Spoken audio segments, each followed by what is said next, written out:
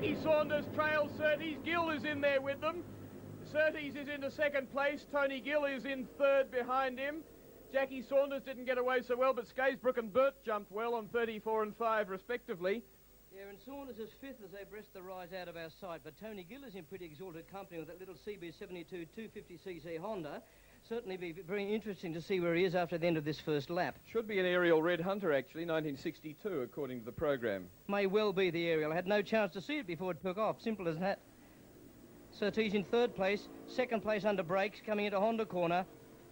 And it's still in front, the Corrish Ariel. Certainly is the Corrish Ariel with Tony Gill aboard. And there's Alan Burt and Surtees vying for second place under brakes as Surtees into the lead on Winfield corner. Not quite. Gill comes out in front of him, appeared to have left a big slot there. But Surtees wasn't really close enough to grab him.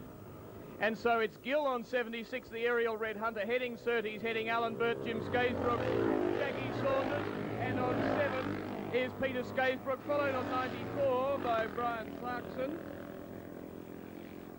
And then Brian Lemon in the green leathers. Well, Surtees is going to have to work hard in this one because Tony Gill, a young, fair-haired Englishman, is pretty determined to finish in front of one of his idols. Got a good start. It will be quite surprising to see him do it on an Ariel Red Hunter, but in fact he's still in front. What an exit, and Surtees not playing around either, I might say. Very wide exit from Mazda corner, but it's Tony Gill through Honda, Surtees in second place. There's Pushrod, road-going, home-tuned Ariel Red Hunter, holding at bay, only for the moment, I might say. Watch this under brakes, holding at bay a multiple world champion on a very, very swift Manx Norton. But through Winfield, it's still Tony Gill, and he's nicely clear, absolutely nicely clear of the Manx Norton. No doubt the little push-rod machine will jumps out of corners a whole lot better. Yes, gets out very well. Some of the bikes in the other race were a bit quicker than John Surtees as Alan Burt heads Jackie Saunders. And on 7, Peter Skaysbrook's now in front of Alan Burt.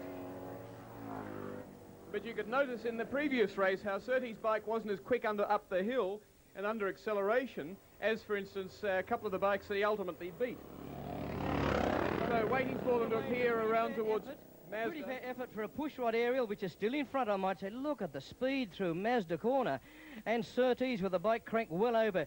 Certainly, I'd say he's trying harder than I saw him try in that previous race, but on the exit from Honda corner, it's still Tony Gill, Surtees. He made an enormous amount of ground into and out of Honda, Surtees. He really did. Hasn't he got that corner sorted out? Down to Winfield, though. Gill gets out of this corner pretty well. His gearing seems to be pretty good. And again, he does so. Gill doing it nicely and travelling fast. Surtees tucks down hard. And off in dogged pursuit, followed by Alan Burt, Jackie Saunders. And trailing that group of 4 is Peter Skaysbrook. Sorry, he's third in that group of 4 on 7. I might say this, Will, that if we remember the previous race in which Surtees and Saunders were dicing, Saunders now is back in 4th place in that field, and Tony Gill has actually pulled out a slightly 5 metres or so lead more over Surtees on that lap, and 4 riders in very close pursuit through Mazda corner, but at the moment it's Tony Gill, Surtees probably some 35 to 40 metres behind as they go into Winfield corner.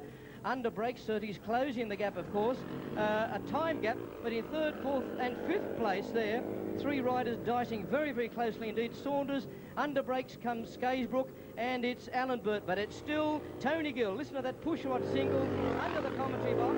And Surtees, Tony Gill lapping in 60.8. 60.8, that's probably the fastest lap we've had here today. Surtees reckoned he was getting around here probably 62s, which may well be right if we look at the 3rd, 4th, 5th and 6th place riders. So Tony Gill has forced Surtees to lap probably a second faster than he was in that previous event. And I think Tony Gill's got it, but look at them down towards Honda corner and watch how much ground Surtees makes there, even allowing for the slower speed and therefore the compression of distance between them. Surtees is very quick through that section, but Tony Gill has him well and truly covered, and on 76, the Ariel Red Hunter, I think, is going to victory by... He's got it well done. And then further back, Jackie Saunders is absolutely level pegging with Peter Skaysbrook. Jim Skaysbrook on 34 and Alan Burt's in behind them. They come up to the finishing line now, and it's Anthony Gill on 76 beats John Surtees. Can't catch him. And that was another 60-second lap. And then this feud for third place comes through, and it's Peter Skaysbrook heading Jackie Saunders, Jim Skaysbrook.